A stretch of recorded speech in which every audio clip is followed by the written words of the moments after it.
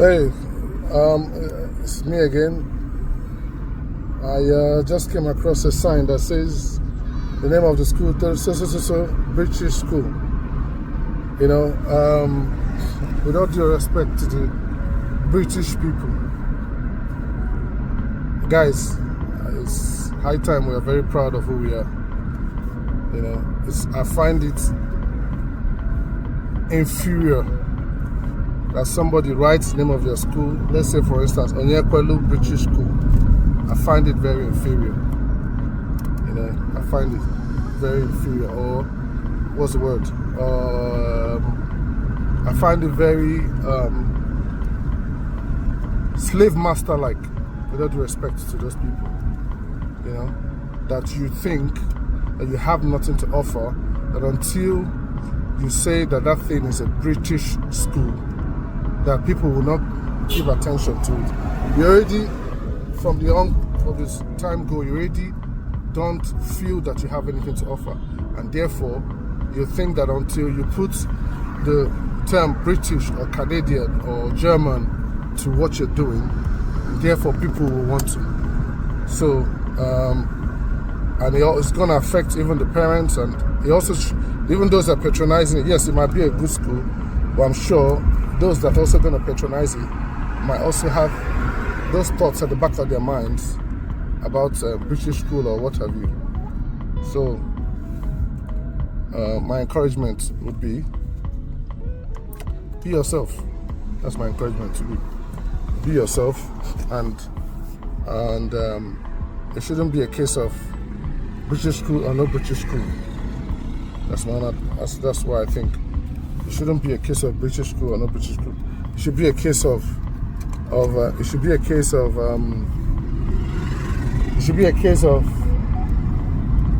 a school. Nigerians are very brilliant people. Very brilliant people.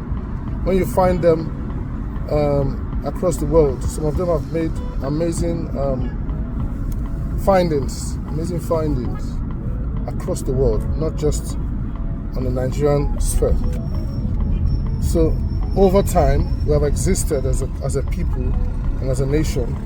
We have something to offer to the world. Yes, I can see another one. I don't want to mention the name of the school. Something British school. I'm just looking as I'm within the time I'm recording this video, from one school to another school.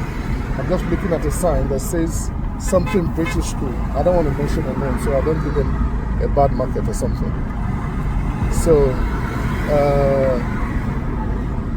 I'm not impressed by that, with all due respect to them. I'm not impressed by it. Maybe you say, what does the impression have to do? Yeah, but it all comes down to the mentality of our people. You know, that someone is dark in complexion does not mean that they don't have anything to offer. I'm sure some of you guys that are abroad, you kind of relate to what I'm saying. Some of you that find yourself in Europe and in America, you kind of relate to what I'm saying, in Asia or something. We as a people, we have something to offer. We are very, very, see, when I was in, without due respect to what I'm going to mention, when I was in Wales doing my master's degree, I came across some people that have never been to London before. Never been to London. I've come across people that have never seen a 50 pound note. I've come across people that have never seen a $100 note in their life. You know, and you can understand, because the machines would dole out, there's the cash machines would dole out $20 pound notes when you want to get money, or dole out what's it called? Or dole out $20 notes. They won't dole out a $100 bill, you know.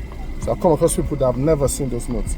That's also goes to show you, it's either they are not exposed enough. I don't know why they would not see large sums of money like that, because maybe they don't have need to travel with a lot of cash, and it can be bulky to travel with many £20 or $20 bills, you know. So $100 are more ideal, and things like that. You get so. Some people, some of the immigrants or so that came from another country are more exposed than the supposed locals. They've been to maybe more countries or so by virtue of either exposure or one pursuit or the other, more than even the local people there. Some people I've met across in the UK don't even have an international passport. Talk more of traveling abroad. You get me? You know. So what I was trying to say in essence is that we as a people, or what I mean we as a people, or we have something to offer. That's basically we have something to offer. So I find it denigrating or like belittling yourself when you have something British to it. Yes, it might help you to sell, or what's the word? Help you to help you to push your. It might be a marketing. Would I say it's advantage for you to make people want to come to you? But to me, as a people, it's actually the British person comes here. To me, I think it's just inferiority complex, in my opinion. So I wouldn't take my child to that school. I want a school that prides in our culture, prides in what we have, in our values, that would uphold our books, you know, and not give more attention to foreign books. All due respect to foreign books. Neither am I trying to put them down. Those are the kind of schools that I'll be interested in, because we have something to offer. If everybody was British, if the whole world was British, the whole world was American, or the whole world was Canadian, it would be a very boring world, you know. So we have something to offer, and we should be proud of that thing that we have to offer, and we should sell it to the world, and not be seeing ourselves as inferior as to writing American school or British school or what have you, you know, or anything British or something as a selling point to want to sell whatever it is that you're selling to the market. You know, I hope this gets to some of those kind of people or those kind of parents that tilt those kind of stuff, foreign goods or foreign items or something. It means something to you. Or you find someone, oh, this person came from so country. Oh, it's not much of a big deal, without due respect. For some people, it might be a big deal, but it's not much of a big deal. You know, they have their own unique problems. They have their own unique situation. You know, yes, some things might be okay in those areas, but we still have people that are poor in those areas. The people that rely, without due respect, on food banks or food stamps to survive. We still have poor people there that are not even educated in America or in Britain, that can't even read. You know, so let's make something out of ourselves, and wherever you are, big ups, but let's be proud of ourselves and carry ourselves well.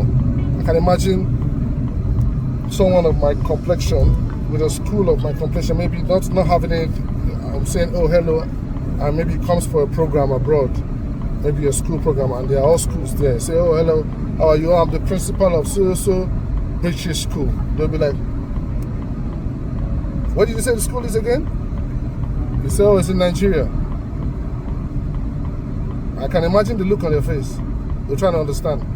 How can you have a British school in Nigeria? Is that school, is it a school that teaches only English?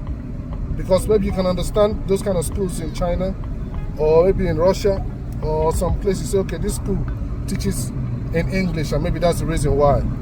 Or maybe if it was a Christian school, an Islamic school, you can understand why. Or why would you have a British school in Nigeria? Just like going to Britain and saying this school is something Nigerian school. Think about it, guys. Just imagine a school in Britain and it's written Nigerian school.